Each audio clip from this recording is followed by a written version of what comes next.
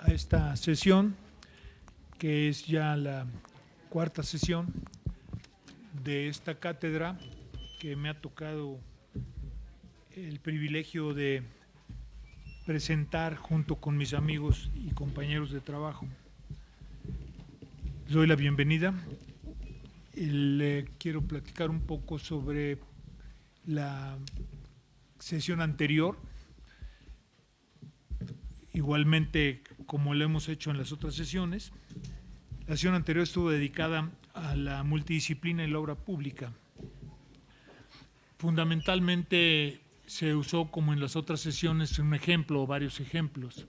Empezó Juan Luis Díaz contándonos su carrera como artista plástico, sus principios, cómo dejó la escuela, o por lo menos no entró a la escuela, probablemente, cómo se fue desarrollando en la disciplina a través del trabajo como diseñador, en un inicio como diseñador de zapatos, en una empresa que tenía su familia, y de ahí fue derivando más en la autodisciplina. Se dio cuenta que tenía éxitos las observaciones y por lo tanto los proyectos de zapatos que había hecho, los diseños de zapatos que había hecho, y de ahí fue evolucionando y poco a poco se fue completando su formación como artista plástico autodidacta, como creo que son la gran mayoría de los artistas plásticos, ¿no? La verdad, o sea, ¿cómo? Dice Juan Luis que ahora los artistas plásticos son doctores, sí lo creo. Entonces son como los diseñadores industriales o los arquitectos, ¿no? Que ya somos doctores también. Yo no, yo ahí sí llegué nomás a enfermería. El asunto es que se fue desarrollando así y cómo posteriormente nos conocimos aquí en la Facultad de Arquitectura, en Diseño Industrial, cuando yo era coordinador, allá en los sótanos de arquitectura, y donde ahora los ocupa la biblioteca, y de ahí cómo fuimos estableciendo una relación de trabajo cuando yo entro en el año 76 como subdirector técnico del Aeropuerto y Servicios Auxiliares. A partir de ahí, él se desarrolla haciendo proyectos relacionados fundamentalmente con la integración plástica de los edificios en un gran proyecto que lanzamos en el 76 y que 6 años después lo completamos, que fue crear una imagen diferente de todos los aeropuertos, cambiando desde el funcionamiento mismo de las terminales hasta, en algunos casos, incluso el funcionamiento mismo de las áreas operacionales, como el caso de Acapulco, hasta llegar a completar una imagen que incluía sistema de señalamiento gráfico, sistema de mobiliario, el sistema de imagen gráfica y de imagen corporativa de toda la institución y la imagen arquitectónica también de la misma. Esta imagen arquitectónica se unificó, se unió, se relacionó una con otra con los diseños que Juan Luis desarrolló, que le llamamos en muchos casos techales, porque no eran murales, pero eran techales, eran los techos, fundamentalmente las terminales, aprovechando las travelosas que también habían dado una imagen en los años 60, cuando empezó el gran programa de construcción de aeropuertos en la época del asesino Díaz Ordaz, que hizo prácticamente toda la red. Por supuesto que siguió Echeverría completando esa red, y esa red fundamentalmente la proyectó un arquitecto que usó la travelosa como símbolo, por un lado, y por el otro lado como un procedimiento de construcción, muy adecuado para los aeropuertos, salvo aquellos aeropuertos que estaban en la costa, porque se convertía en un captador de sol, y esto nos obligó muchas veces, no muchas veces, en todos los casos tuvimos que ponerle un doble techo y bajar con eso notablemente el gasto energético. Esto viene a colación porque en fechas posteriores empezamos los arquitectos a tomar en consideración algunos otros aspectos, como era la temperatura, por ejemplo, como eran los colores, como era la diferencia de temperatura dependiendo del propio diseño, como es el caso de la Travelosa, o simple y llanamente del diseño con respecto a la localidad o con respecto al mismo procedimiento constructivo que íbamos a tener. En fin, se habló de esta multidisciplina, y en esta multidisciplina evidentemente se ubicaba Juan Luis como un artista plástico.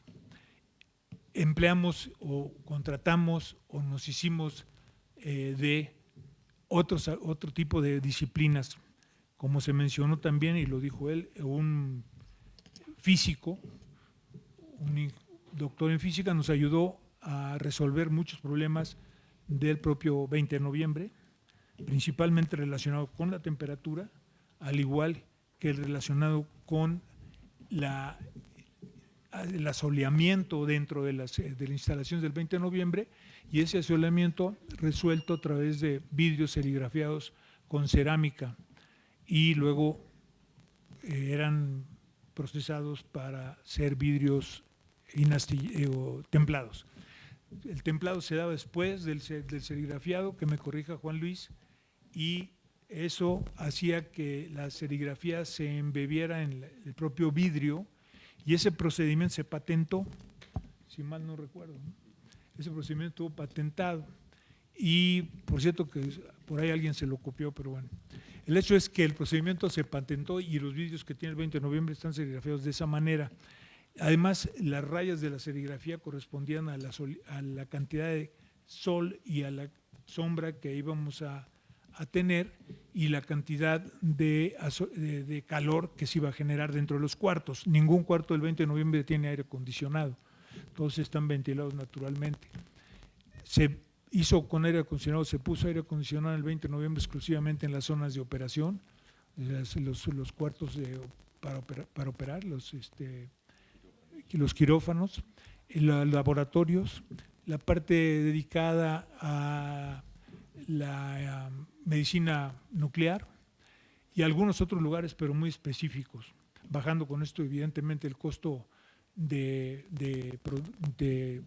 costo de mantenimiento y conservación del propio edificio. Ahí empezó Juan Luis Díaz, que ya había tenido su experiencia previa en Aeropuertos Servicios Auxiliares, igual que yo, cuando, como les decía hace un momento, se hizo la red completa, se le hizo una imagen completa a la red. En el caso de hoy, estamos acompañados también, el caso de Juan Luis Díaz, bueno, ya él expuso su currículum la vez pasada, para los que no lo escucharon, él es un artista plástico autodidacta, ahí lo resumió de esa manera en una especie de currículum haiku, y creo que ya no voy a abundar más en eso. Si Juan Luis quiere en su momento lo harás, ¿no? Está con nosotros el doctor Alfonso Hernández Ávila. Alfonso Hernández Ávila es el director de una empresa que procesa lámina y la porcelaniza fundamentalmente. Entonces esta empresa, y él está aquí por eso, está relacionado con la vinculación. Nos vinculamos con él cuando hicimos el 20 de noviembre. En la primera sesión yo mencioné al doctor diciendo que nos habíamos vinculado porque andábamos buscando un material para las fachadas del 20 de noviembre. Y así fue en efecto. Había una propuesta de un material de alucobón que estaba entrando al mercado mexicano, y la contrapropuesta de nosotros fue el material de lámina porcelanizada. Él tiene la empresa Porcewall, que hace lámina porcelanizada ahora en forma muchísimo más amplia que lo que hacía en aquella época. Lo convencimos de que se aventara la primera fachada y hizo, pues, ¿qué fueron? 10,000 metros, 40,000 metros de fachada y de interiores en el 20 de noviembre con lámina porcelanizada. Si ustedes pasan por el 20 de noviembre, se darán cuenta que no lo han lavado en 40 años, o en 30, pero el día que lo laven va a quedar como estaba originalmente. Ese material no lo afecta nada, ni siquiera la lluvia ácida lo afecta. Hace muchísimos años en México, cuando había letreros en las calles que indicaban la calle, estaban hechos de lámina porcelanizada, que me corrija aquí Alfonso, unos azules con una rayita blanca y las letras en blanco. Por ahí quedan algunos, ¿no? Pero son como ya parte del inventario histórico. No les ha pasado absolutamente nada. Es terrible que en lugares tropicales, todo el trópico mexicano, toda la costa mexicana, pues los letreros se hacen cada 2 años, ¿no? Si es que se hacen y si es que se repiten. Yo veo en Acapulco que ponen unos y otros y otros. Y bueno, se les ha propuesto muchas veces que lo hagan de lámina porcelanizada y tendrían que sufrir menos que incluso el aluminio, porque el aluminio también se oxida. Entonces, Alfonso le va a tocar hoy exponer realmente lo que correspondió a la vinculación que establecimos con él después del 20 de noviembre. Entendemos vinculación como las acciones encaminadas a promover y desarrollar una relación más estrecha, ¿no? Me acordaba yo del principito que definía vinculación como aquello que hace que creemos una relación muchísimo más fuerte, decía, ¿no? El que hace que cambie absolutamente nuestra relación. Él decía, de un rito pasamos a una vinculación, o sea, del establecimiento de una amistad acabamos vinculándonos. Esto fue así, nos acabamos vinculando gracias a haber conocido personas, como lo dije yo al principio, que pensaban y actuaban de manera más o menos similar, que tendríamos más o menos un criterio en respecto a nuestras labores, pero que además teníamos una ética profesional que nos unía. También estos mecanismos que se desarrollan van enfocados precisamente a establecer una mejor y más profunda vinculación entre la universidad, en este caso, y todos los agentes, tanto gubernamentales como parte de la universidad, como de la propia universidad, como son los agentes de investigación, la transferencia de conocimientos, la tecnología y los servicios. Esto, perdón, me alejo del micrófono y ya no se oye, voy a quitarlo. Y los servicios, ¿no? En realidad la vinculación crea una sinergia alrededor de un proyecto. Y esto es lo más importante. Un proyecto que está, como se dijo también ya en algunas pláticas previas, está soportado por muchos profesionales y muchas disciplinas, aunque sean disciplinas que aparentemente no coinciden, definitivamente va a ser un producto muchísimo más rico. Eso es parte importantísimo de la vinculación. La vinculación nace en la Facultad de Arquitectura y probablemente en toda la universidad años después, y hay ahora toda una oficina de vinculación, la cual funciona muy bien y creo yo que es una gran experiencia esa, la de vinculación.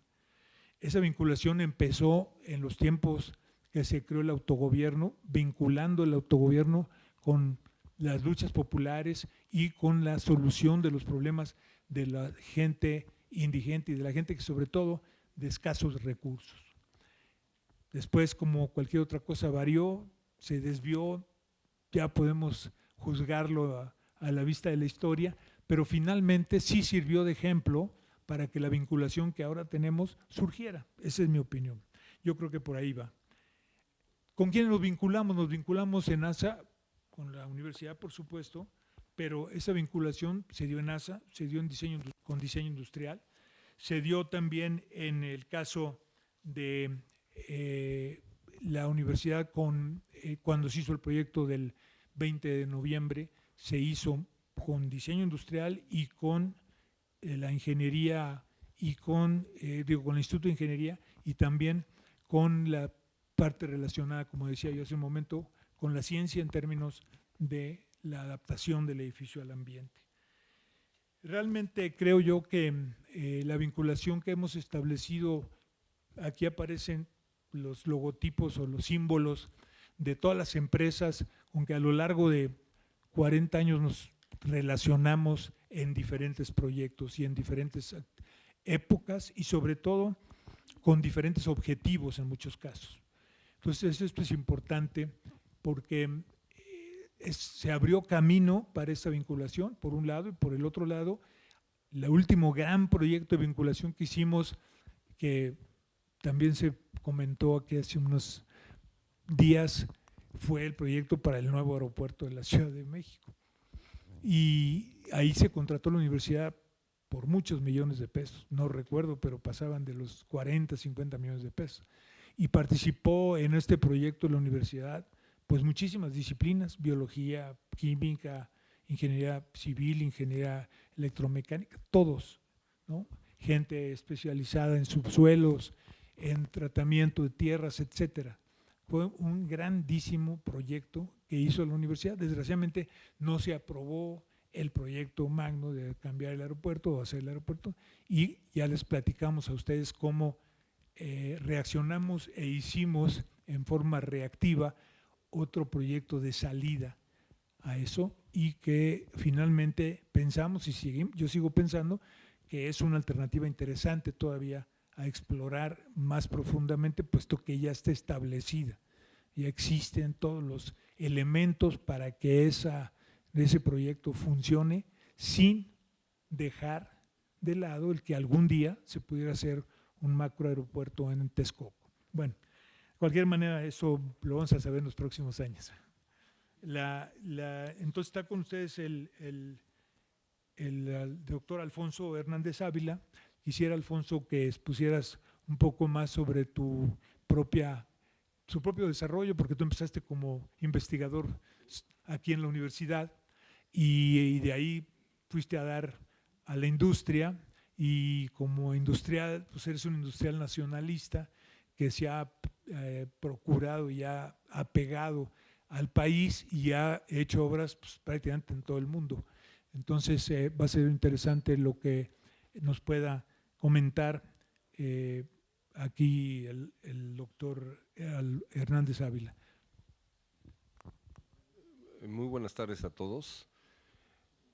Creo que este tema de la vinculación da para pues pláticas muy importantes, ¿no? Y le agradezco muchísimo a Ernesto que nos haya invitado aquí para platicar de ese proceso de vinculación que tuvimos con él, cuando era el grupo de gente que trabajaba con él. Por supuesto, desde entonces estaba Juan Luis Díaz con él, y en este proceso que iniciamos en el Hospital 20 de Noviembre, les voy a platicar un poquito la historia de este proceso que sirvió para catapultar a nuestra empresa. Éramos una empresa muy pequeña, ¿no? Y la historia del Hospital 20 de Noviembre para nosotros fue fundamental, ¿no? Un poquito les quiero platicar. Nosotros hacemos cerámica en acero, ¿sí?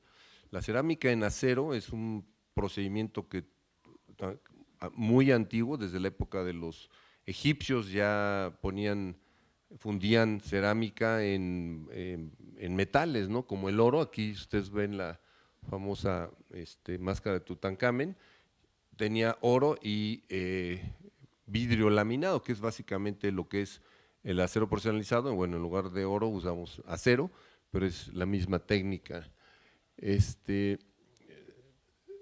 Por supuesto, en Grecia yo como les decía, es la fusión de dos elementos, el acero y el vidrio, para formar lo que se conoce como es el acero porcelanizado. Esa es ¿qué hacíamos nosotros? Pues empezamos como una empresa maquiladora en los años 50, no había pinturas epóxicas, entonces todos los refrigeradores, las estufas, las lavadoras, todo los enseres domésticos eran porcelanizados. Y pues nosotros dábamos maquila Mave a todas estas empresas muy importantes, y finalmente pues todas esas empresas crecieron y fuimos desarrollándonos. Nuestra empresa es una empresa 100% mexicana, tenemos ya, como les decía yo, más de 60 años en el mercado, y ahora en este nicho específico del acero porcelanizado podemos decir que somos líderes a nivel mundial. No hay indiscutibles, ¿no? Líderes en el sentido de los que más obras arquitectónicas hemos hecho en todo el mundo, los que así en el medio dice, oye, pues esta obra está complicadísima, estas piezas, mira, pues hay unos locos en México que te hacen lo que sea, ¿no? Y así estamos, ahorita estamos haciendo, para que ustedes se den idea, para el metro ahorita de la ciudad de Nueva York, estamos haciendo unas piezas de 1.40 por 1.60, por 3.60 de largo, y son en forma de L, en calibre 12, es decir, cada pieza antes de porcelanizarse pesa 200 kilos, imagínense lo que es meter una pieza de 200 kilos al horno, el tiempo que tiene que estar para que empiece a fundirse. Entonces, sí hemos logrado cosas muy importantes, pero todo esto tiene origen con un principio tan importante, y eso yo se los quiero un poco recordar a ustedes como estudiantes, en que tengan fe en los productos mexicanos, ¿no? Que aquí el arquitecto tuvo fe, y chispas, ahorita que vean la historia van a decir, pues se jugó el pellejo en esta fe que tuvo en nosotros, ¿no? Y en que hay mucho talento en este país, muchísimo, y las empresas estamos ávidas de esta vinculación, donde hay un arquitecto que decide, oye, vamos a desarrollar un producto, y se desarrolla en conjunto. O sea, nosotros no teníamos idea, ni lo habíamos pensado, ¿no? Este producto. Y ellos, en este caso, todo el proyecto de Juan Luis y de Ernesto, pues fue un proyecto que nos involucraron en él, y salió verdaderamente algo, aparte estéticamente excelente, funcionalmente, como dice Juan Luis, toda la historia fue muy. Entonces, en este primer ejemplo de vinculación, porque tuvimos dos, el primero fue el Hospital 20 de Noviembre, ¿qué se buscaba? Bueno, se buscaba un material de fácil limpieza, se buscaba que no tuviera prácticamente mantenimiento, como es la cerámica, a fin es vidrio que está en acero, nunca se necesita repintar ni hacerle ningún tratamiento, es resistente incluso a la lluvia ácida, no es combustible, ustedes le ponen un soplete y no es combustible para nada, es resistente al grafiti, porque si ustedes le ponen un grafiti, llegan con un pedazo de tela, con tiner, lo que sea, y se limpia perfectamente. Y por supuesto, la parte muy importante, que los arquitectos proyectistas estuvieran de acuerdo con este diseño. Nosotros empezamos en ese entonces, el Hospital 20 de Noviembre, se veía como esta foto de aquí, que ustedes están viendo, y la idea era remodelarlo por completo. En aquel entonces el arquitecto Velasco era director de construcción, y de proyecto y construcción del ISSSTE, y él estaba a cargo de toda esta magna obra, ¿no? Entonces, así estaba, y empezó la construcción, se hizo en un tiempo récord, toda la remodelación de 2 años, y finalmente quedó así el hospital. A nosotros nos invitaron a hacer todas las fachadas, como mencionaba yo, más de 40,000 metros cuadrados de fachada. En aquel entonces nosotros nunca habíamos hecho una sola fachada, habíamos vendido para hospitales de Pemex y algunos otros hospitales, como el Hospital López Mateos, que estaba ahí en Avenida Universidad, paneles que se formaban de pegar una lámina de porcelanizada a un tablero de cemento, y luego otra lámina porcelanizada. Era un sándwich de una lámina dos láminas planas pero nunca ni habíamos instalado ni habíamos diseñado, se ponía en lugar de un vidrio, ¿no? O sea, en la misma cancelería de aluminio, pues en unas partes había vidrio y en otras partes había nuestros paneles, y el arquitecto que conocía varias de estas obras, pues le gustaba mucho la cuestión, la apariencia que tenía la durabilidad, etcétera, pero aquí requerían de una cosa completamente diferente, requerían de un sistema completo de fachadas, como bien decían. Fue realmente genial toda esa idea de hacer vidrio serigrafiado, o sea, cada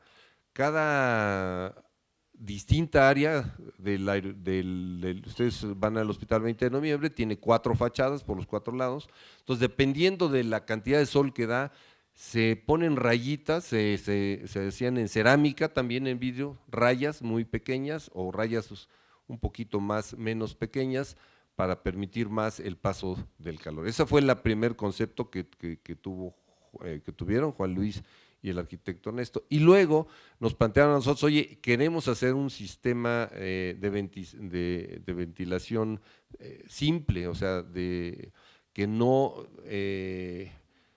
hay un término de ventilación pasiva, ¿no? Entonces, o sea, para nosotros cuando nos platicaban, bueno, ni entendíamos, ¿no? O sea, como fabricantes, ¿no? Decía Juan Luis, no, mira, arriba vamos a hacer un calentador solar, ahí se va a calentar y va a jalar el aire caliente del cuarto que está arriba y lo va a echar fuera, y abajo vamos a poner otra ventilita, y esa ventilita, por simplemente presión que la había calculado con los físicos de la UNAM, por diferencia de presiones va a entrar el aire fresco.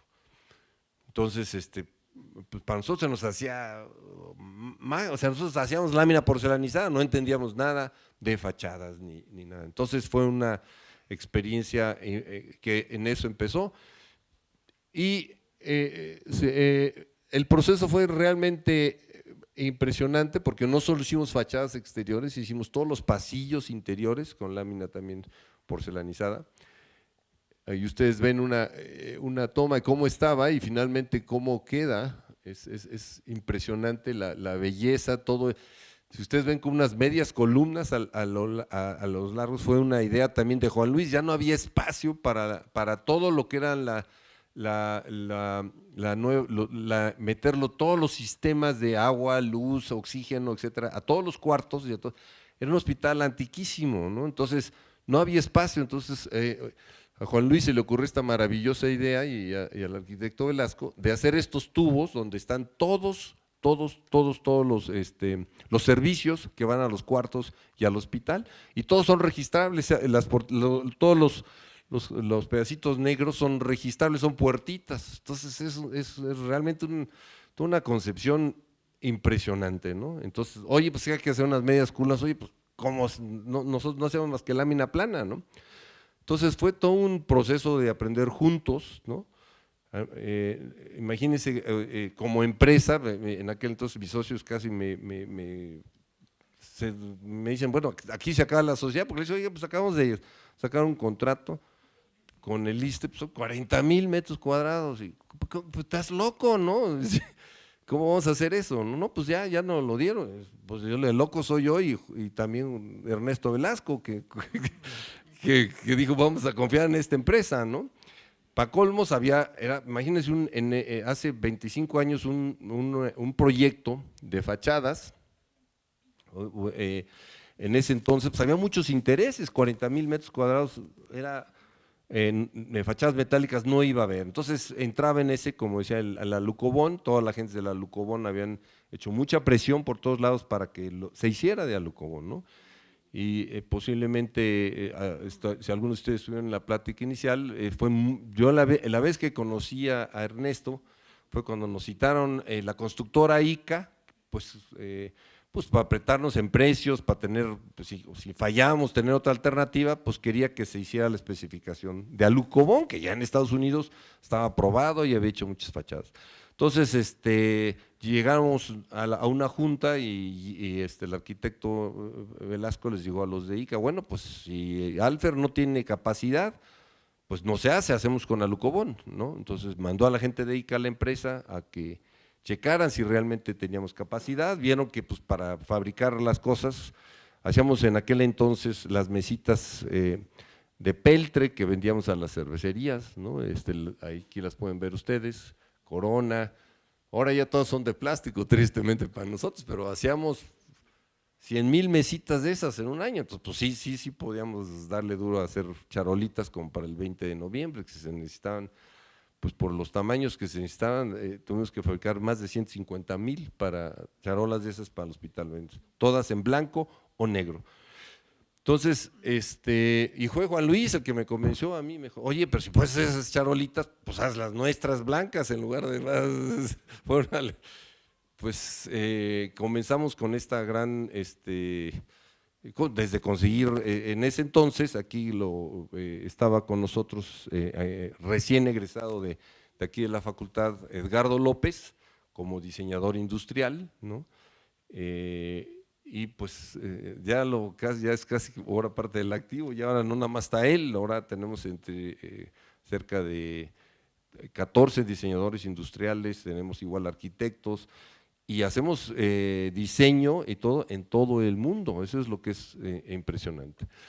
Entonces, este proceso sirvió, la anécdota es muy sencilla, se las me da mucha risa siempre contarla, porque llegamos ahí, los de ICA dijeron, no, pues ya hasta aquí vienen a hacer una presentación, los de Alucobón, y vamos a convencer al arquitecto Velasco que esa va a ser la especificación.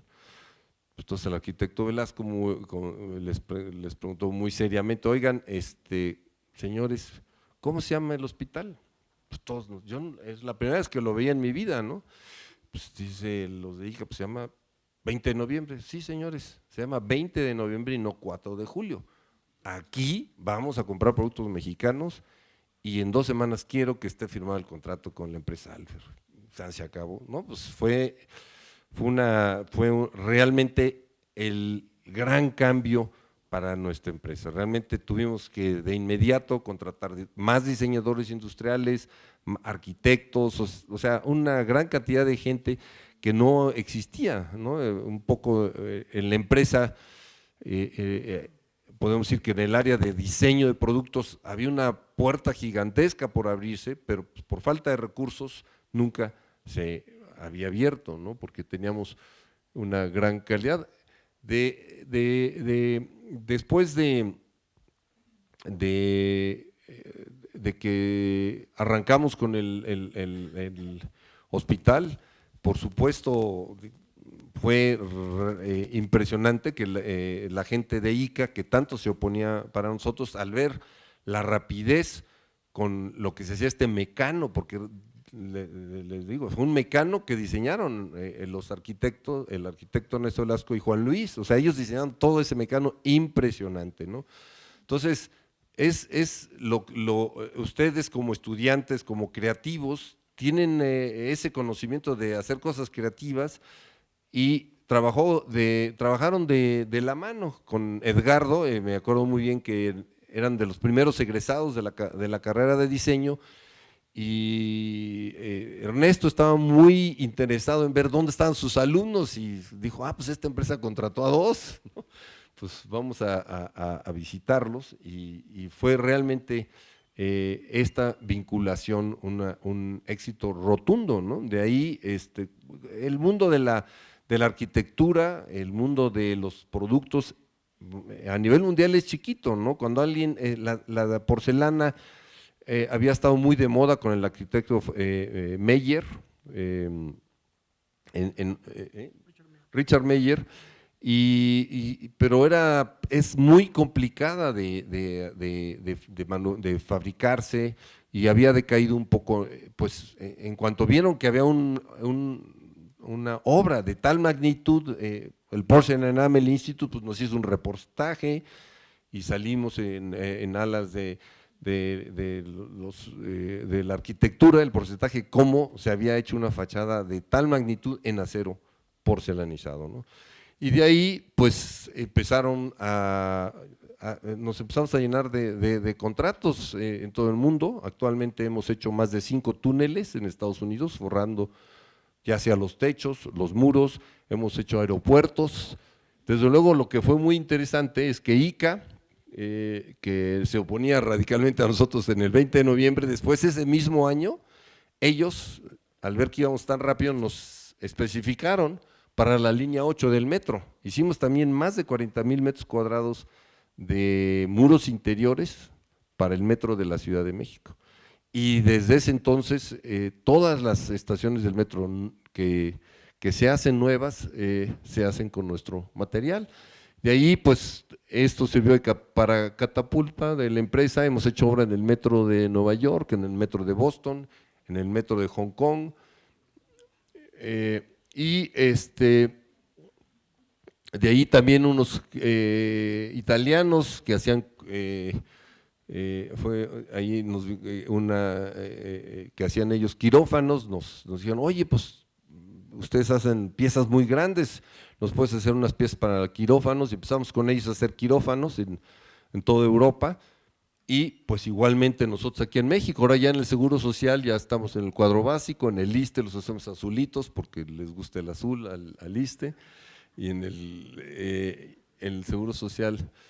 Y ya hemos hecho aeropuertos prácticamente en todo Estados Unidos. Hemos hecho el aeropuerto las salas internacionales del aeropuerto de San Francisco, de Los Ángeles, de Atlanta, todas las fachadas del aeropuerto de Baltimore, y esto es el aeropuerto de San Francisco, la área internacional, toda el área internacional del aeropuerto de San Francisco. Si ustedes van algún día a San Francisco, tienen que ir al área internacional.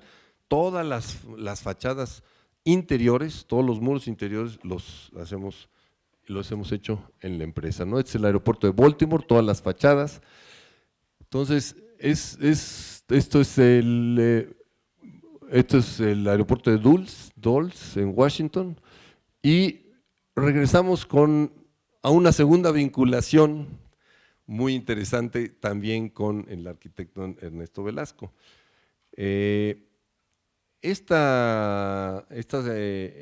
Ya para entonces, pues ya nosotros teníamos una gran participación en Estados Unidos, íbamos creciendo muchísimo, pero vino el señor Obama y dijo, en Estados Unidos siempre, incluso contrario al Tratado de Libre Comercio, han sido ultra proteccionistas. Entonces, de toda la vida había existido una ley de la obra pública americana que se llama Buy American Law. Esa Buy American Law, antes de Obama, obligaba a todos los fabricantes a integrar el 50% de su costo en obra pública con productos americanos. Entonces, comprábamos el acero allá, materia prima de la porcelana, utilizamos transportistas americanos y cumplíamos fácilmente con ese acuerdo, aunque era contrario al Tratado de Libre Comercio, ¿no? Y finalmente el presidente Obama me dice, no, ahora va a ser 99.7% la integración. O sea, esto fue en 2012, nos cancelaron. Habíamos ya hecho especificaciones para 3 túneles, teníamos 4 o 5 estaciones del metro que están remodelando el metro nos cancelaron absolutamente todos los contratos que teníamos de obra pública. Y ya éramos una empresa muy grande, nuestro principal cliente era la obra pública en Estados Unidos, y pues estábamos muy afectados, ¿no? Y pues las cosas de la vida, entró Ernesto al INIFED y se acordó de nosotros. Un día me habla, me dice, Alfonso, a ver, quiero hacer una escuela de acero porcelanizado, porque siempre hay dinero para fabricar, para construir las escuelas, pero jamás para darles mantenimiento, ¿no? Entonces queremos una escuela que sea con tu material. Entonces, igualmente trabajamos con Juan Luis, que siempre es el artista plástico, y con todos los arquitectos. Aquí también está hace un rato Enrique Mejía, que es de toda la vida del equipo de él, y trabajamos en esta gran experiencia que fue el hacer los centros tecnológicos. Aquí todas las fachadas que ustedes ven son macizos de acero porcelanizado, y todos los muros interiores son pizarrones a todo lo largo de las clases, ¿no? O sea, es un pizarrón que da la vuelta a toda la clase, ¿no? Y esto es el sistema que por dentro y por fuera, o sea, Era una cosa impresionante. Se hicieron cerca de 6 centros tecnológicos en los años en que realmente no teníamos nada de obra porque estaba Estados Unidos con esto, y aquí los primeros 3 años de Enrique Peña Nieto tampoco habían hecho nada de obra. Entonces, lo hicimos con estas en 2012 y 2013, y para gran sorpresa nuestra, ya cuando él ya no estaba en el INIFET, vinieron las preparatorias de la Ciudad de México. En estas prácticamente no tenían ninguna relación con Ernesto, vieron las escuelas, los tecnológicos que habían hecho, y curiosamente volvieron ellos a especificar para las escuelas preparatorias de la Ciudad de México toda la misma, variaron los colores, variaron las cosas, pero igualmente muros interiores y muros exteriores. Entonces, vuelve otro proceso de vinculación a realmente a reforzarnos. Aquí pueden ver las escuelas, está Juan Luis, que siempre tiene ideas muy exóticas, como imagínense las rayitas que le puso, decía, no, esta es la serie de Fibonacci, y si ustedes ven cómo va incrementando, empieza con un pedacito chiquito, sube eso. Yo que soy matemático digo, chispas, Juan Luis, ¿cómo que la serie de Fibonacci? Sí, porque se van a ver como que vibran, y bueno, pues se ven muy padres, ¿no? Pero fabricarlas, imprimirlas, pues todo eso nos da expertise, ¿no? O sea, era imposible. Mi gente de la fábrica me dijo, no, Alfonso, esos locos otra vez, nos dan puras cosas imposibles de hacer. Pero eso es lo que hace que las empresas, ¿no?, se desarrollen, ¿no? Porque hay la necesidad, ya está el pedido, ahora hay que hacerlo, ¿no? Y por más que chilla la gente del área de manufactura, se hacen. Ahí pueden ver las siguientes fotos, quedó preciosa la escuela, vean los colores que surgieron para las puertas, y así se ve de lejos la famosa. Entonces, es muy interesante. Esa escuela es una escuela que tiene más de 70 años, atrás del aeropuerto de la Ciudad de México, lleva el nombre de Miguel Alemán, no sé por qué, pero porque se hizo en la época de Miguel Alemán, me imagino, y estaba en estado de deterioro total. Alfonso, a una petición de los padres de familia y de un servidor, nos regaló todos los baños, es decir, arregló todos los baños en forma gratuita. Esa escuela además fue un experimento que se hizo, que luego les platicaremos de él. Se hizo una escuela que se convirtiera en ella misma en un libro, o sea, que los alumnos permanentemente estuvieran en contacto con información en los muros, en los techos, en los pisos, en los lambrines, en todos lados, ¿no? De tal manera que, por decirles, si subían la escalera, a la vera de la escalera estaba toda la evolución del hombre hasta llegar del chango al hombre, hasta llegar al hombre al final, en el último piso, ¿no? Y los chamacos seguían esto y explicaban la evolución de Darwin, ¿no? Y llegaban al final a decir, mira, nosotros venimos del mono, ¿no? Pero los chiquitos de primero, segundo, tercer año. Y esa escuela también, antes de hacer cualquier cosa, les pedimos 2 cosas a los alumnos, pero les pedimos a los alumnos y les pedimos a los maestros. A los alumnos les pedimos que nos dibujaran la escuela que querían, y la dibujaron. Y luego a los maestros les pedimos que nos dijeran cómo querían que fuera también la escuela, los salones, etcétera. Y finalmente, en una asamblea general con los padres, sacamos la opinión de todos los padres. De todo eso salió un proyecto que evidentemente fue un proyecto piloto, no sé si haya continuado en la Secretaría, pero que la Secretaría siempre vio muy bien ese proyecto y se remodeló la escuela, pues se remodeló así, de esa manera, con la participación desde los niños hasta los padres de familia, pasando por los maestros. Recuerdo como anécdota nada más que a medio proyecto, cuando ya estábamos ya habíamos convencido a maestros y a los padres de familia, vino una instrucción y nos cambiaron a todos los maestros. O sea, de la noche a la mañana llegó un nuevo equipo de maestros, permaneció afortunadamente la directora y volvimos a hacer todo el procedimiento para convencer al nuevo equipo de maestros del proyecto, que lo compraron y lo compraron bien, y seguimos adelante. Los que se fueron, ojalá lo hayan podido aplicar en alguna otra escuela. En fin, bueno, vamos a proseguir con la participación ahora de un diseñador industrial de, como ya se mencionó, de las primeras generaciones de la facultad, que se incorporó a la empresa del doctor Hernández hace muchísimos años ya, y que nos va a narrar su experiencia en haberse incorporado a una empresa mexicana y haber colaborado como diseñador industrial permanentemente en esa empresa, con una experiencia que ya lo lleva pues prácticamente a todo el mundo, porque la empresa pues ha hecho trabajos en todo el mundo. En este caso está con nosotros Edgardo López Rubalcaba, que está aquí con nosotros, que fue alumno mío y que ya no lo reconozco, no te creas, pero que no nos hemos visto a lo largo de estos años, ¿no? Poco, pero sí nos hemos visto.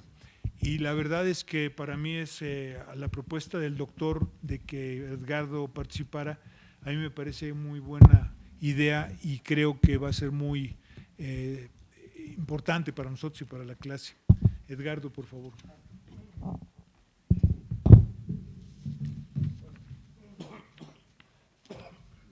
Buenas tardes.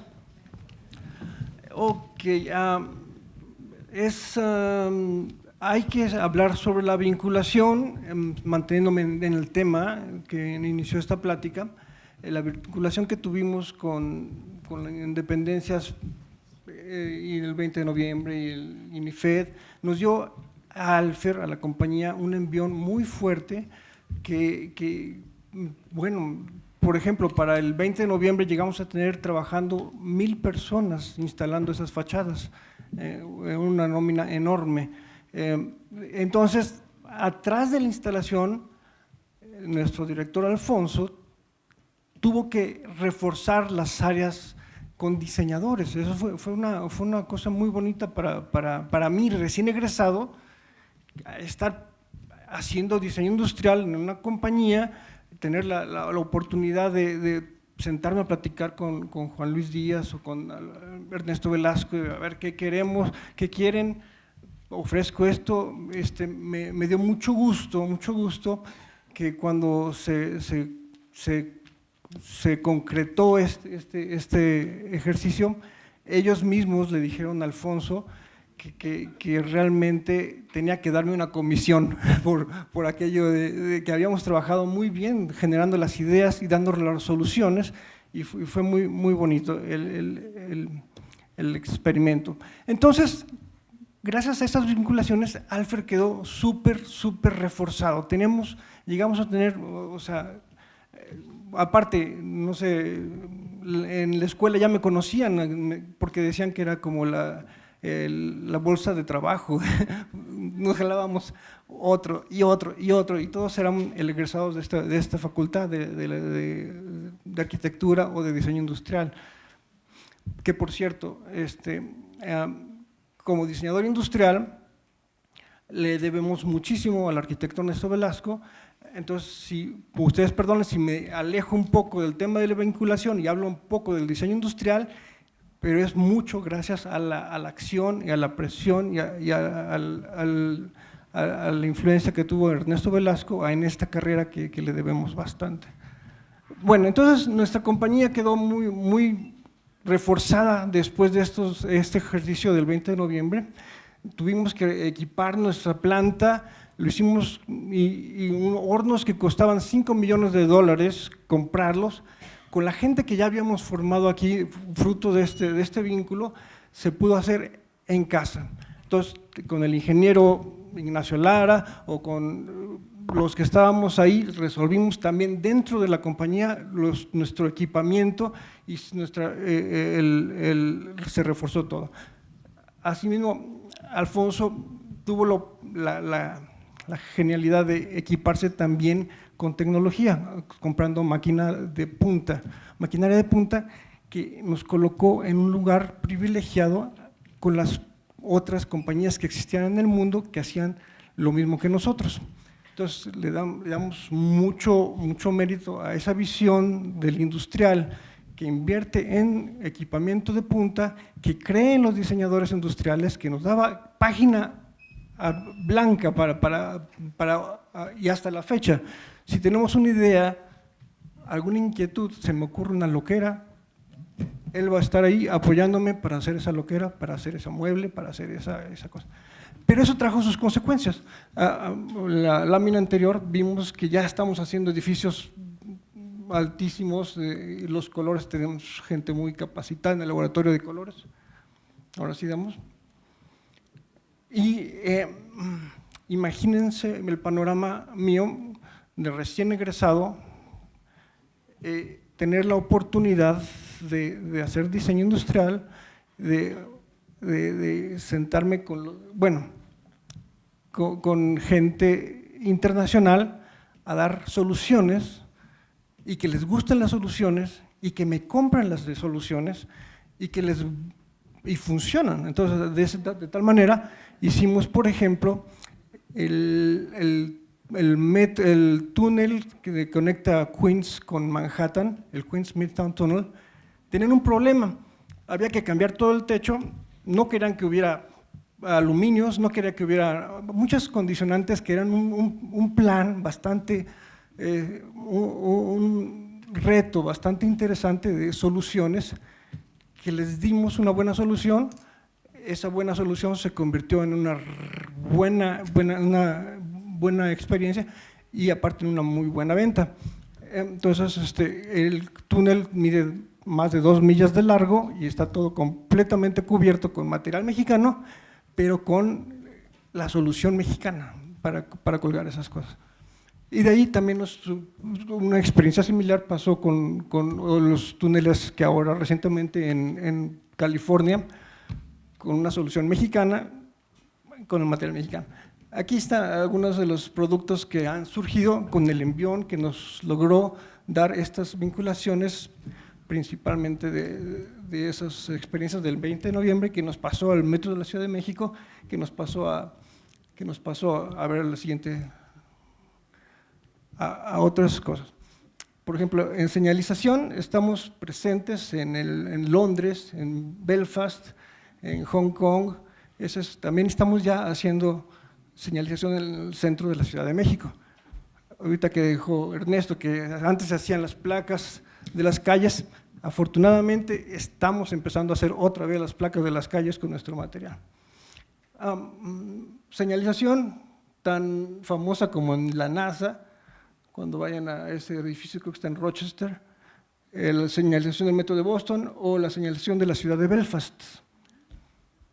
Arte como la experiencia que tuvimos con Juan Luis Díaz, también otros artistas después se nos han aproximado con murales, conociendo ya los materiales, las características intrínsecas de nuestro material, que no se va a oxidar, que no va a perder el color, que no se va a poder dañar y que va a estar en lugares públicos ahí.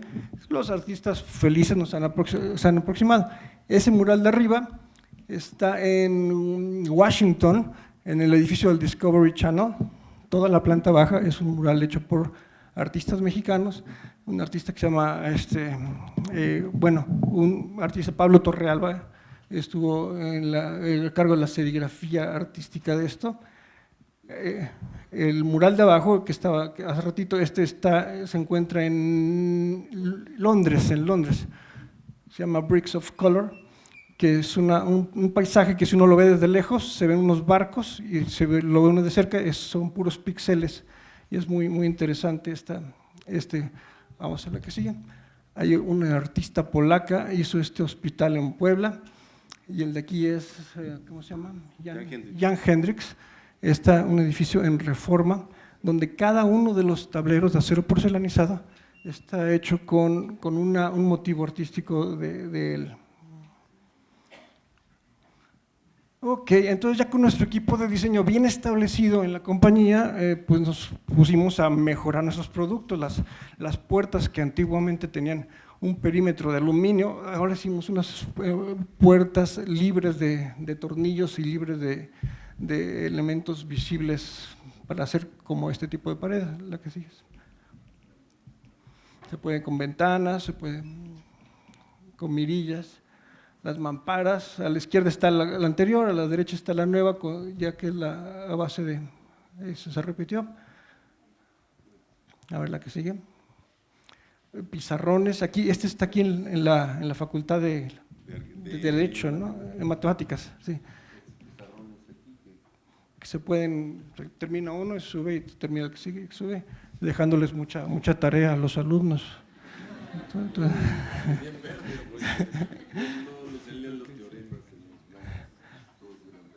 a la izquierda tenemos los pizarrones que estamos exportando a Brasil. Esto es el Ministerio de Educación en Brasil tiene este programa de pizarrones interactivos que fue también un diseño del Departamento de Diseño de Alfer, el diseño que por cierto ganamos un premio por ahí y está patentado y que nos fue muy bien. Bueno, aquí hay una pequeña tragedia que pasó, que nos coincidió con este envión que nos había dado esta vinculación. Resulta que hubo un gran incendio en Inglaterra, en King's Cross Station, esta estación de Harry Potter. Pues resulta que se murieron 31 personas en el andén ese 3/4,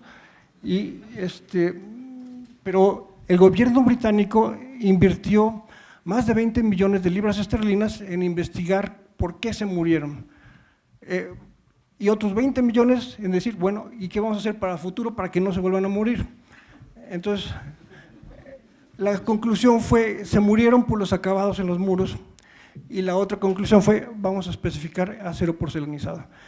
Y eso revolucionó las especificaciones de las estaciones del metro, primero en el Commonwealth y después en el resto del mundo, por lo que ahí fue cuando ICA se enteró que estábamos haciendo acero porcelanizado y entramos por fin al método, fruto de este pequeño boom del material en estaciones públicas.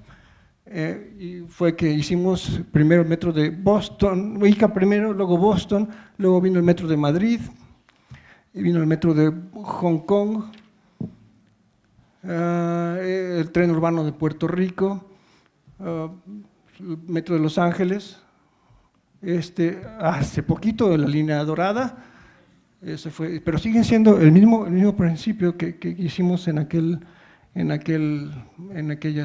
evento.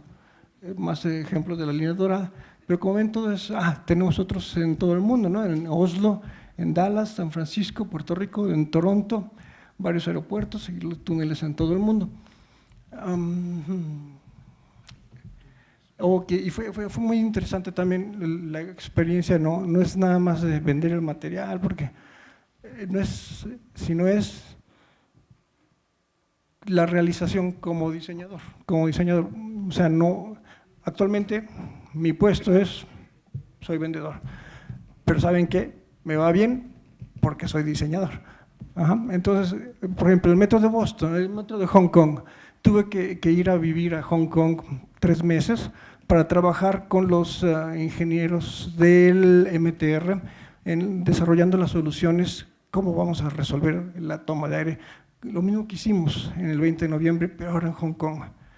Luego, en Puerto Rico, lo mismo que hicimos en el 20 de noviembre, pero ahora en Puerto Rico. Y estuvimos una experiencia divertidísima, pasando meses en Puerto Rico, un año en Puerto Rico, ¿no? Un año en Puerto Rico, en la playa. Pero haciendo soluciones. También por Puerto Rico, ahí nos dieron un premio en el Quórum, un premio Quórum por unas cosas que pusimos ahí en el metro de Puerto Rico. La experiencia del 20 de noviembre fueron Puerto Rico, y así recientemente tuve que ir a Arabia Saudita, tuve que resolver unos problemas en Australia. O sea, me caí en el lugar apropiado, en el momento apropiado, con la gente que cree en el diseño y con la gente que cree en la gente que cree. Creo que está. Realmente la empresa de Alfonso está evolucionando es que se vuelve competitiva a nivel internacional. No es que sean mejores fuera, yo creo que somos iguales. El único es que aquellos se organizan mejor que nosotros. Siempre he dicho que la mediocridad organizada a veces es mucho más, vamos a decir, trascendente que la genialidad individualizada, ¿no?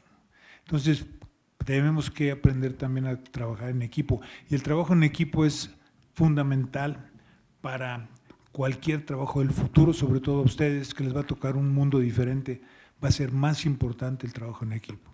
Ya casi ninguna profesión es individual o se separa del resto de las profesiones. La medicina está ligada con la ciencia de las matemáticas y está ligada también con las ingenierías. Y yo he dicho que los dentistas pues hacen puentes y hacen construcciones como los ingenieros y los calculan también, ¿no? Entonces, realmente creo que debe haber una especie de mezcolanza de todas las profesiones en cualquier trabajo el que sea, aunque sea escribir un libro. El mismo escribir un libro no es cuestión de inspiración, sino si alguien quiere escribir un libro tiene que documentarse. Y el trabajo de la documentación pues, lo va a llevar probablemente a conocer disciplinas que ni pensaba que existían, ¿no? Esto creo que va a ser en el futuro una cosa mucho más importante. Parecería que nos vamos a aislar más, parecería que vamos a estar trabajando en forma aislada por las computadoras y por todos los sistemas de información y por todo eso. Y yo creo que es al revés, va a haber muchísima más interrelación por la facilidad precisamente de la comunicación a través de los sistemas electrónicos. Yo creo que en el mundo de la comunicación se va a dar, como se está dando en este momento, una incomunicación, pero es entre generaciones, como siempre ha sucedido. Es decir, mis nietos me agarran la computadora y me dicen que no sé nada, pues sí, no sé nada, la verdad. Y ellos pueden resolver cualquier problema, sí. Cuando los hijos de ellos lleguen a la edad de ellos, ya todos van a hablar el mismo idioma y van a conocer todo el idioma que se tiene relacionado con toda la metodología de computadoras y todo lo demás, ¿no? Entonces creo que todavía ahorita hay un gap generacional con nosotros que se va a acabar en los próximos años. Vea, todo el mundo va a saber de todo y va a tener que ver con todo. Fundamentalmente toda la parte relacionada con los idiomas y todo eso pues, se va a diluir seguramente. Ya de hecho se está diluyendo, se va a diluir todavía más. Sí quisiera que Juan Luis nos agregara algo, nos platicara algo sobre la vinculación en el caso del 20 de noviembre, porque tú tuviste una participación muy destacada, junto con un diseñador industrial también, ahora doctor, que es Carlos Soto, que fue el que proyectó contigo toda la parte de las fachadas y los detalles constructivos y todo, que después se negociaban con Alfonso.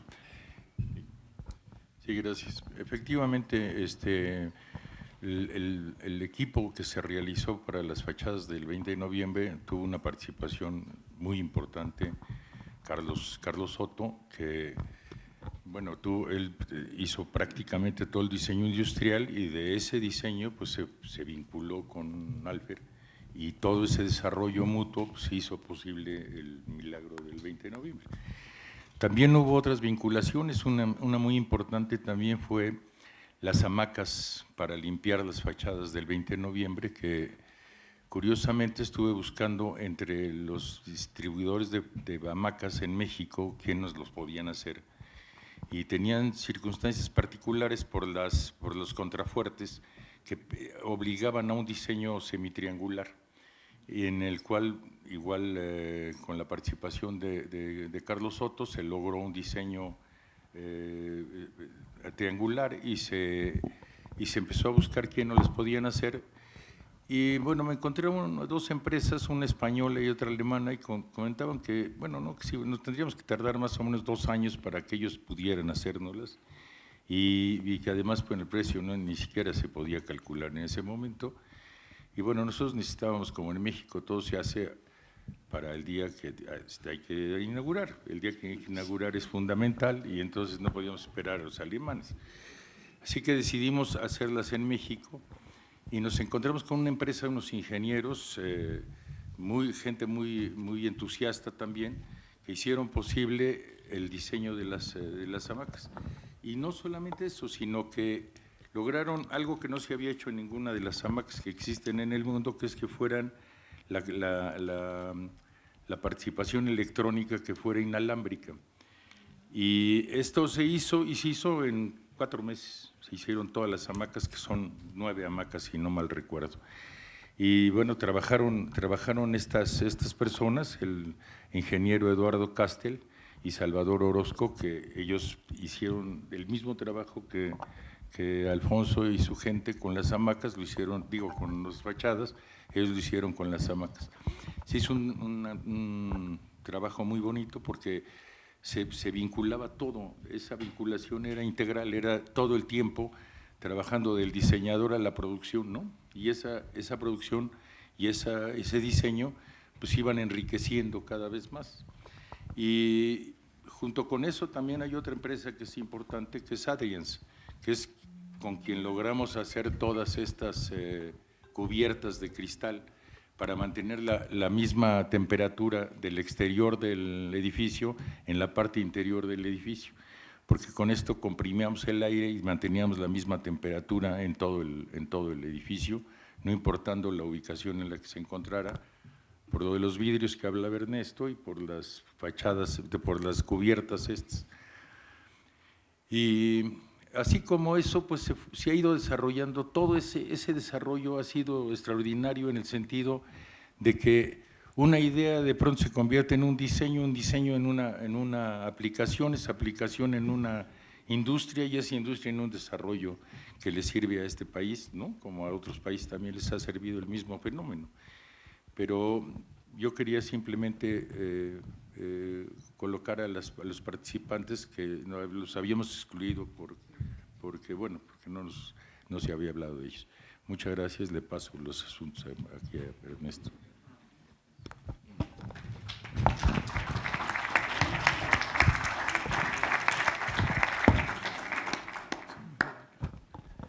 Bueno, pues muchas gracias. Creo que hemos cubierto prácticamente todo lo que habíamos pensado respecto a la vinculación. Vuelvo a insistir que mediante ella es como podemos avanzar tanto en nuestras relaciones personales como en las relaciones de trabajo.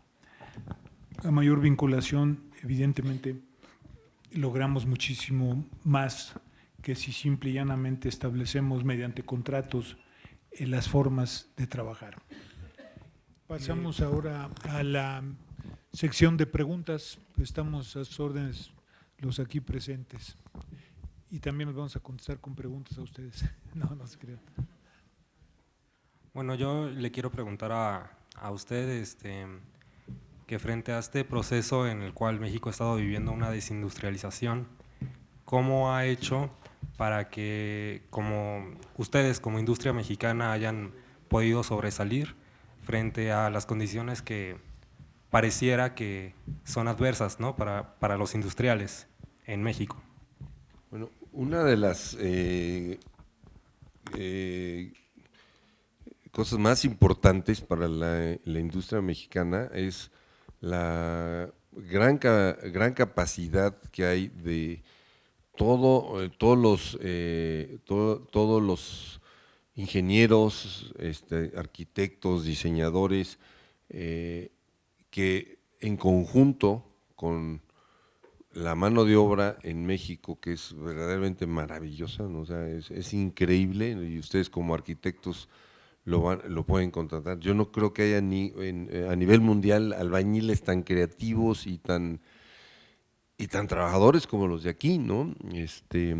Yo creo que en ese sentido tenemos dos Méxicos. Acaba de salir platicaba con ellos un reportaje impresionante sobre México en la revista Economist de Inglaterra, donde curiosamente están poniendo a México como el ejemplo a seguir, dice, México son dos Méxicos, ¿no? Tristemente, ¿no? Eso es lo que a todos nos duele, ¿no? O sea, y mencionan, antes había la famosa idea que por las siglas se les decía BRIC, ¿no? Brasil, Rusia, India y China eran los ejemplos a seguir, que iban a una velocidad, pero resulta que México, con todos sus problemas, la industria, y en ese dan cifras, ¿verdad? La industria mexicana, hablamos de toda la industria de la construcción, la industria metalmecánica, la agricultura industrial, ¿no? Ha tenido un avance muy significativo. Yo creo que en ese sentido, y eso es lo que no comunicamos los mexicanos, nos estamos pensando que el país vamos muy mal. Yo soy un convencido de México, que definitivamente tenemos los peores políticos, porque pues a pesar de ellos, ¿no? Que nos ponen trabas de toda la vida, ¿no? Y así lo menciona el artículo, ¿no? Hay una clase profesional maravillosa, todos ustedes son grandes profesionistas, y aquí, pues el ejemplo, no estaba invitado, pero le dije, Edgardo, ven para que platiques, ¿no? Entonces, a mí me impresiona, ¿no? Él igual puede estar platicando con un chino, o con una gente en Arabia Saudita, o con una gente en Australia, y en todos lados siempre lo reconoce, me dice, oye, manda a Edgardo porque él sí sabe resolver problemas, ¿no? O sea, ese es el gran talento que hay en este país. Y si logramos que todo el país se integre, dice, por otro lado, dice, está el país de los changarros, de todos los pequeños negocios, los changarros, que jamás se les apoya, ¿no? El gobierno nunca hace programas para ayudar a esos pequeños, pues hasta una taquería, ¿no? Dice, pues todo ese otro México no ha tenido cero productividad, ¿verdad? O sea, en los últimos 10 años mientras que el sector industrial, de construcción agrícola, ha cuadruplicado su productividad en los últimos 10 años, el otro sector, todo lo contrario, sigue estancado, ¿no? Entonces, yo creo que es una obligación de todos nosotros que estamos del otro lado, que vamos en el camión, que nadie los para. O sea, si ustedes se fijan, la industria automotriz, ya nadie quiere producir en Canadá, ya nadie quiere producir. ¿Por qué? Porque los técnicos mexicanos, los obreros mexicanos, los industriales mexicanos, pues ya le estamos llevando la delantera a los canadienses, a los brasileños. Nuestros coches salen con mucho menores costos que en los otros lados, pero salen con mucho mejor calidad y mucho más productivos, ¿no? Entonces, sí existe una gran potencial del país. Creo que todos estamos un poquito tristes, ¿verdad? Y ahí sí dice ese artículo, ¿no? Por otro lado están los muertos, los ejecutados, los de estos, que parece que no hay fin, ¿no? O sea, que tenemos gobiernos que parece que eso es lo que les interesa, que no se progrese, ¿verdad? Toda la otra parte de México, ¿no? Entonces, sí hay, como les digo, el talento, todo lo tienen ustedes, hay un gran talento en este país, y es un poco lo que yo a todos ustedes, ténganse confianza, ¿no? Como Edgardo se la tuvo, y como realmente Ernesto, y cuando estén en los puestos directivos, pues ténganle confianza a la industria mexicana, como lo tuvo el arquitecto Ernesto Velasco, ¿verdad? Que pues, imagínense ustedes, si hubiera fracasado el proyecto de las fachadas, o sea, la obra la tenía que inaugurar el presidente Salinas 2 semanas antes de las elecciones, o sea, no había de otra, ¿no?, que terminar. Y recuerdo muy bien, a mí me dijeron, oye, pues mira, si queremos que inaugure, pues por dentro ponemos tapiales por todos lados, y a lo mejor el tercer piso lo terminamos por completo y pasamos al presidente Salinas que inaugure el tercer piso, pero las fachadas, si me falta una fachada, una pieza de la fachada, van a decir los periódicos, no está terminada, ¿no? Entonces los de ICA, que estaban muy enojados, me dijeron, más te vale que termines, porque si no, nos vamos a encargar de que nunca vuelvas a vender nada en este país. Sí estábamos asustados, pero pues gracias al gran apoyo y al gran diseño, o sea, el equipo, o sea, aquí se dice fácil, pero un poquito antes en el receso estaba platicando con Juan Luis, para que ustedes se den una idea, la fachada consta de 38 perfiles para el mecano de la fachada. Totalmente, nunca, eran nuevos, nunca se habían utilizado antes, ¿no? Se hicieron para esta obra. Y curiosamente, Juan Luis estaba asustado cuando ya llegamos con los camiones para empezar a armarlos. Y dijo, oye, pero ¿cómo es posible? Ni siquiera has probado que ensamblan. Entonces dice, yo casi me puedo morir, dice, pero de repente vi que agarraste el primer perfil, se hizo clic con el segundo, clic con el tercero, clic, hasta que llegamos al 30 y tantos y todos hicieron clic. Dice, eso en ningún país del mundo funciona, siempre hay que corregir los perfiles y todo. Entonces, habla de ese México maravilloso, de gente como ustedes que son muy talentosos y que hay en todas las industrias. Y yo creo que ese créanme que hay un porvenir, yo sí creo que hay un gran porvenir en México. Tenemos que resolver cómo deshacernos de estos políticos, no veo ninguno, yo no soy hemos probado todos y ninguno ha funcionado, ¿no? A ver si ahora los independientes, pero sí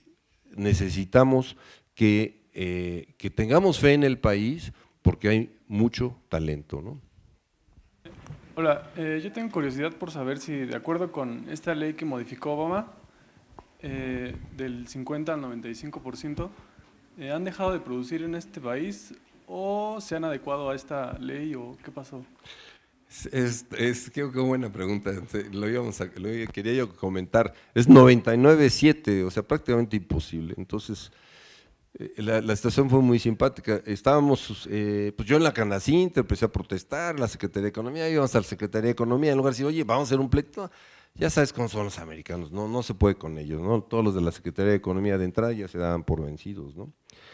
Y en la Canacintra de repente me habla un amigo de la Canacintra y me dijo, oye, viene el embajador de Estados Unidos, viene a promover que hagan negocios empresarios mexicanos en Estados Unidos, pero pues, ven y ya le platicas tu problema. Estamos en eso y yo, a ver, alguna pregunta, y yo me levanto y digo, oiga, señor embajador, pues pasa esto, ustedes acaban de modificar el Buy American y es contrario al Tratado de Libre Comercio. En el capítulo 10 dice que en México, en obra pública en México, Estados Unidos y Canadá debemos de tener exactamente las mismas condiciones cualquier empresa del país, y ustedes tienen la ley Buy American, eso es violatorio del Tratado de Comercio. Le digo, porque ustedes dijeron que Estados Unidos era una federación y que la obra estatal no estaba incluida porque no podían incluirle a su federación, pero el dinero de toda la obra pública de transporte en Estados Unidos sale, porque Edgardo se puso a investigar, todo esto, no nada más la señor, también cómo pelear para que sí nos contrate, sale de 10 centavos, de 4 centavos que se cobran de impuesto en cada galón de gasolina y alcanza para toda la obra pública, aeropuertos, trenes, todo. Entonces todo el dinero sale ahí, entonces es dinero del Federal Highway Administration, le digo. Y con una sonrisa me dice, pues ¿sabe qué? Usted tiene razón, pero tiene dos opciones. Pues a lo mejor su gobierno puede poner con usted una controversia internacional y por ahí de 10, 15 años se le va a resolver. A lo mejor a su favor, a lo mejor nos defendemos bien nosotros. Así de cínico me dijo. Mire, yo lo que le propongo es que ponga una empresa en Estados Unidos, compre todo allá, ahorita en un principio fabrique todo, nada más lo indispensable aquí y eso pusimos una empresa, ahorita no fabricamos nada en Estados Unidos, todo lo hacemos aquí, pero de nuevo, o sea, la calidad, los arquitectos otra vez dicen, no, pues sí queremos este material y estamos ahorita fabricando, estamos con más trabajo que nunca en el metro de Nueva York, porque van a remodelar todas las estaciones del metro de Nueva York en los próximos 20 años, entonces, y en todas las estaciones, como dice Edgardo, el problema de que mató a la gente es toda la cuestión orgánica, o sea, no todo lo que es orgánico, pinturas, plásticos, todo lo que es orgánico en un incendio es muy tóxico. Entonces, en cuestiones cerradas, ya a raíz de ese incendio en todo el mundo han puesto por norma que no puede haber ningún acabado orgánico en las estaciones del metro. Entonces eso, hay pocos materiales, claro, hay mármoles, hay granitos, hay cosas que son más caras que el acero porcelanizado, hay acero inoxidable, en fin, entonces eso nos da a nosotros un potencial gigantesco, ¿no? Y afortunadamente nuestros competidores en Estados Unidos también no dieron el ancho, o sea, durante estos años que nos echaron fuera, tuvieron muchos problemas y curiosamente ellos mismos dijeron, oigan, ya no nos den más, ahí están los de Arfel, denle chance, ¿no? Así sí fue una carta y ahora sí estamos, Edgardo pues acaba de ir, tenemos muchísimo trabajo otra vez en Estados Unidos, pero ¿qué hacemos? Pues ahora nuestros impuestos se pagan en Estados Unidos porque la empresa que tiene las utilidades es la de allá, ¿no? Entonces eso es lamentable, ¿no? Que el gobierno no defienda. Si ustedes ven, los americanos defienden a sus empresas a capa y espada, por eso la ley Buy American, ¿no? Bueno, con lo que nos han platicado vino a mi mente lo de que el problema no es el problema, sino qué haces con él y cómo lo superas. Entonces, siento que nos han dado una experiencia muy enriquecedora y yo quisiera preguntar a todos los aquí presentes, bueno, que si nos pueden platicar algo sobre algún problema que les haya provocado ese cambio, ese que haya sido un parteaguas estimulante para poder salir adelante en cuanto a las estrategias de encontrar nuevos negocios, a las estrategias de encontrar nuevos materiales para desarrollar lo que se requiere o digamos lo artístico que era algo súper necesario de forma integral en todos los proyectos.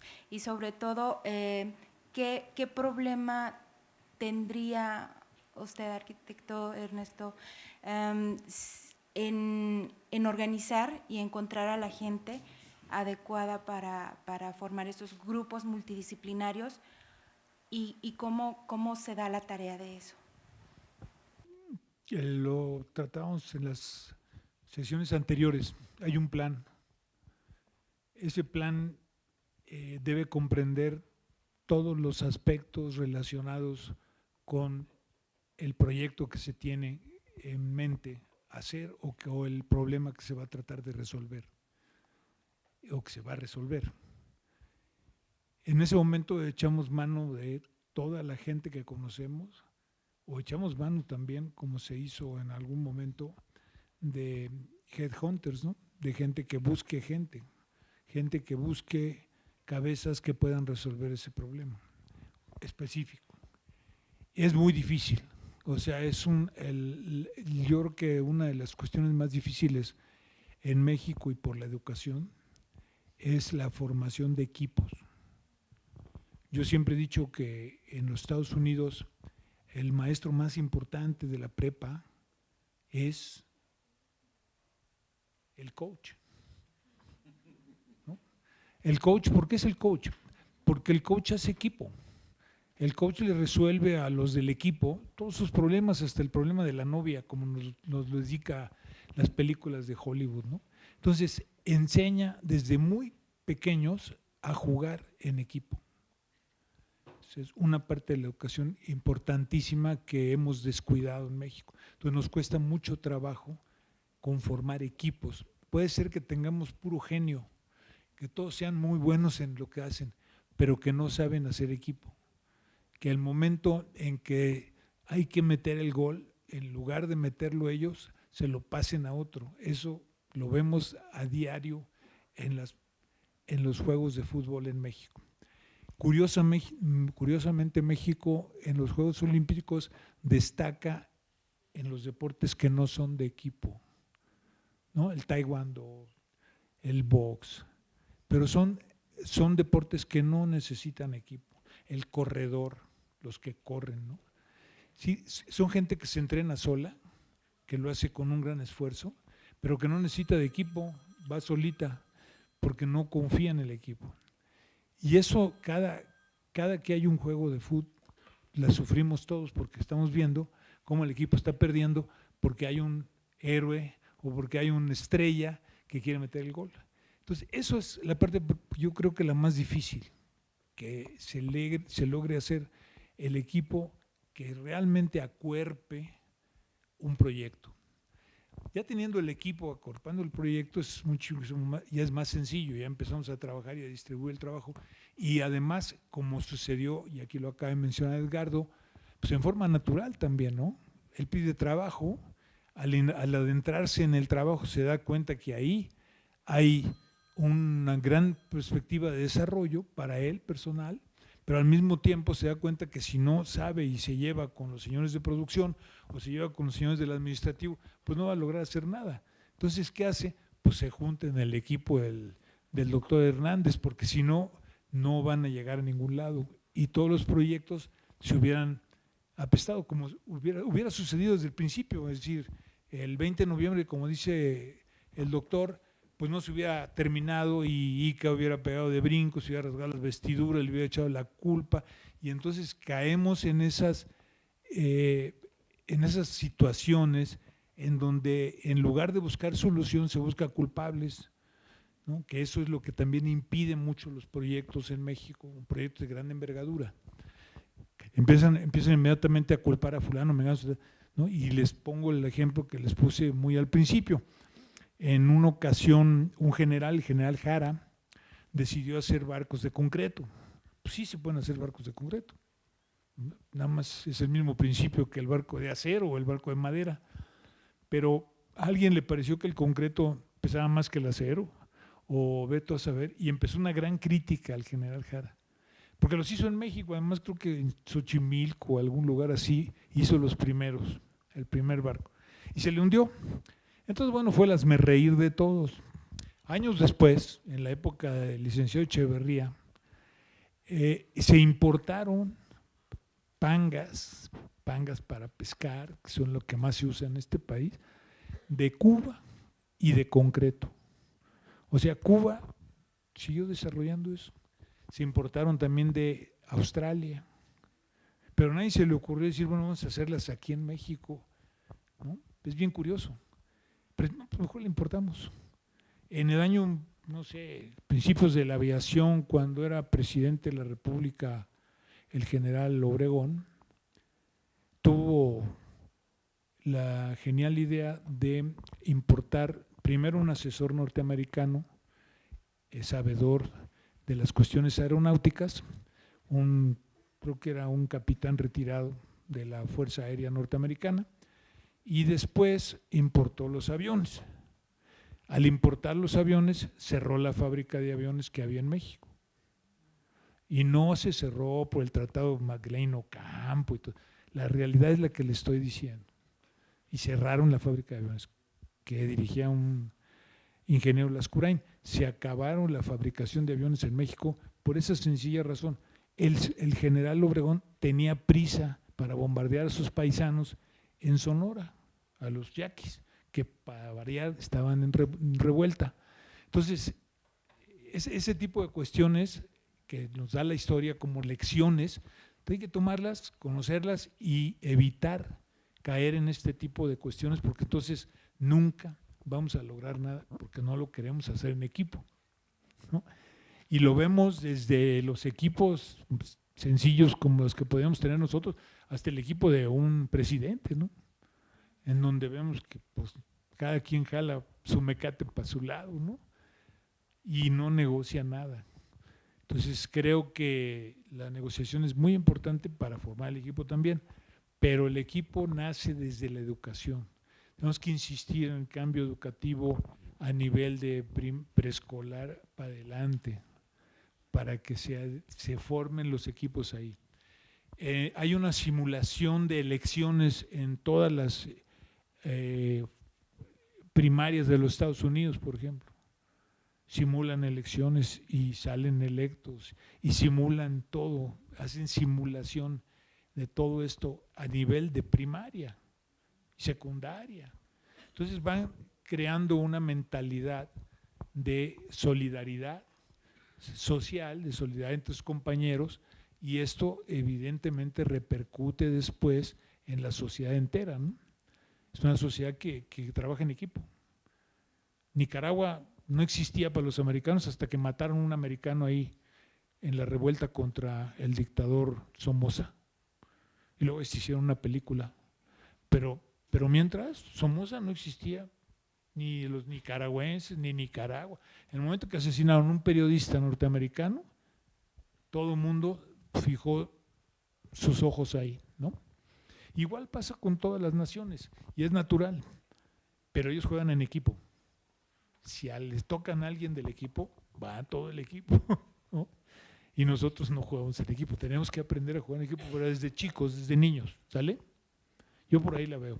Y sí es difícil hacerlos, y sí es difícil reclutar. Ahora sí hay una larga bibliografía y filmografía, pues hay una que es el 7º sello de Suecia, de Ingmar Bergman, que les recomiendo la vean. Es una gran película, ¿no? Y la filmografía, pues todos los que aparecen ahí. A los que les gusta la ciencia ficción está Ray Bradbury y hasta El Principito de Saint-Exupéry, que habla, como mencionaba yo en un principio, de lo que es el vínculo, ¿no? Lo que junta, lo que une, ¿sale? Pues muchas gracias a todos y buenas noches.